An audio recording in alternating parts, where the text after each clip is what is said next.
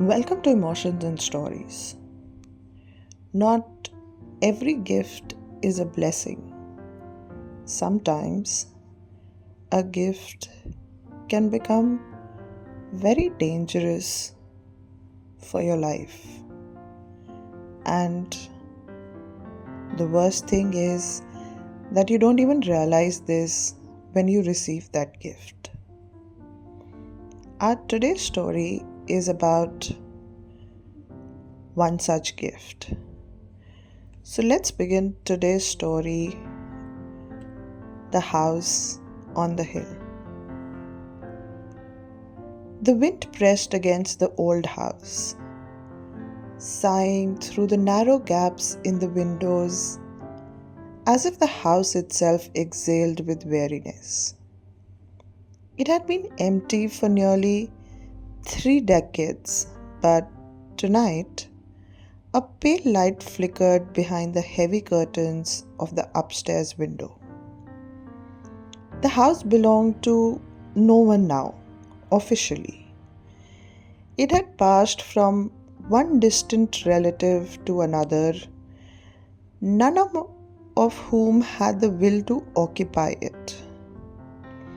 It sat like a forgotten relic tucked into the hills, its presence more whispered about than remembered.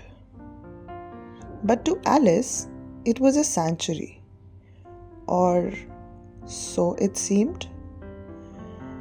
She arrived just after dusk, dragging a suitcase behind her, the wheels bumping over the cracked stone steps.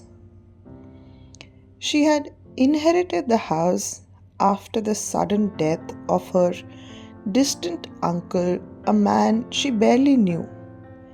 Yet there had been an urgency in the solicitor's voice. You must stay the night, at least one night, to claim it properly. The solicitor, a gaunt man named Mr. Hensley, had spoken with unusual intensity, pressing the keys into her hand with a firmness that left her fingers aching. When she had pressed for more details, his response had been evasive. Some properties need to be respected, Alice. The house, it has its peculiarities. Alice later discovered in town that the house had remained unoccupied not just for the past 3 decades but for generations. After her great grandmother passed under unclear circumstances, the house began to develop a reputation. Each heir who inherited it after her found reasons to leave almost immediately. One cousin claimed to hear voices, another had vivid dreams of being watched, while a distant aunt simply disappeared, her belongings left untouched.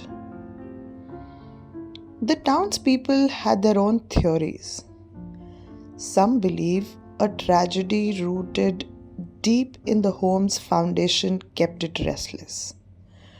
A fire in the late 1800s had scarred the eastern wing, though no records explained why the damage was never repaired.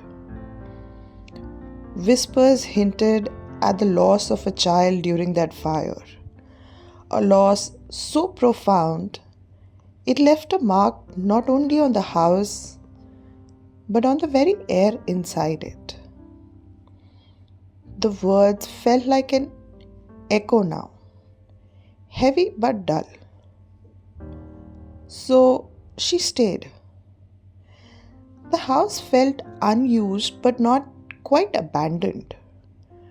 Furniture remained where it had always been, a thin skin of dust over everything but No signs of decay. Books on the shelves, plates in the cupboards, a clock that no longer ticked. The townspeople too had been cryptic. When Alice had stopped at the small market for supplies, the cashier's eyes had widened when she had mentioned the house. You, you're staying there? The old woman had stammered and whispered. They say that house, it doesn't want company. She found this statement odd, but ignored it. As the night deepened, the house grew quieter, but not silent. The wind faded, but Alice could hear a faint creaking, irregular, as though something shifted in the bones of the house. She dismissed it, blaming old wood and the settling chill. By midnight, she lay in bed, eyes open, heart slower than it should be. There was a feeling, a pressure, as if something waited just beyond her perception, and that's when the sound began. Soft, rhythmic, a tapping, almost like fingers against the glass. Alice sat up, her heart tightening. The window was closed, the curtains were drawn, yet the sound continued. Insistent but patient. She crossed the room, parted the heavy curtains. Nothing. Only the thick press of fog beyond the glass.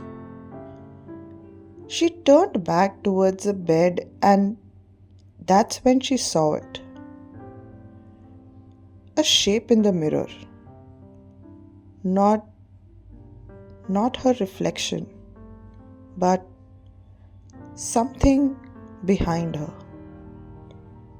Darker than the room. Standing just at the door's edge. She spun, but there was nothing there. The next day, Alice dismissed the experience as exhaustion, stress, or perhaps the natural airiness of an unfamiliar place. Yet, the memory clung to her, wrapping around her thoughts like cold fingers. She explored the house in daylight. The old study was filled with papers yellowed at the edges, most of them mundane, receipts, letters, newspaper clippings. But a single page stood out.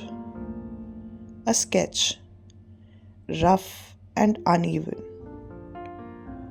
of a figure with no face, just the outline of a body, a head cocked as if listening.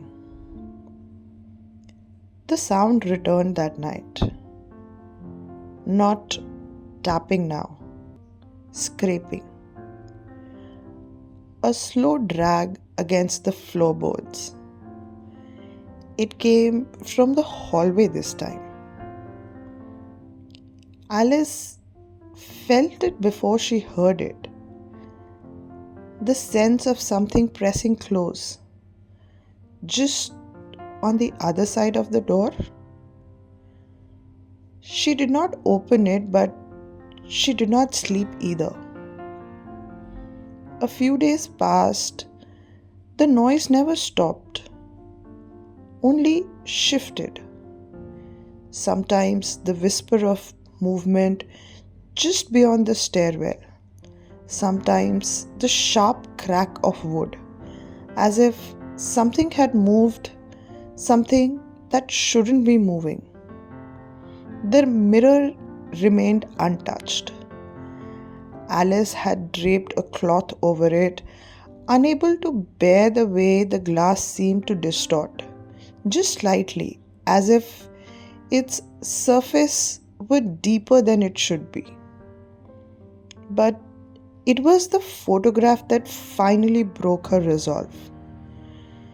She found it pressed into the pages of a book on the top shelf of the study, faded, curling at the edges. A woman, pale and unsmiling, her face half turned towards the camera, and behind her, in the glass of the window, the reflection of something else, something watching. Alice left that night, or tried to. The front door wouldn't open. The lock turned, but the door stayed firm, as if something was pressed against it from the other side. The windows too refused her, nails driven deep into their frames. When she returned to the bedroom, the cloth had fallen from the mirror.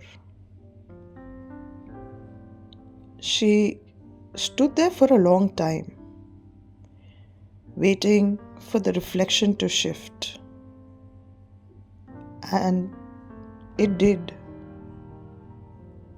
The figure was clearer now. Not just a shadow, but a shape with substance. A presence. Still faceless, but more defined. Its head tilted in that same listening way. The noise came then. Not tapping, not scraping, breathing. Close. Behind her. And this time, when she turned, she wasn't alone. I hope you enjoyed the story. Do let us know if you've experienced something like this. Thank you.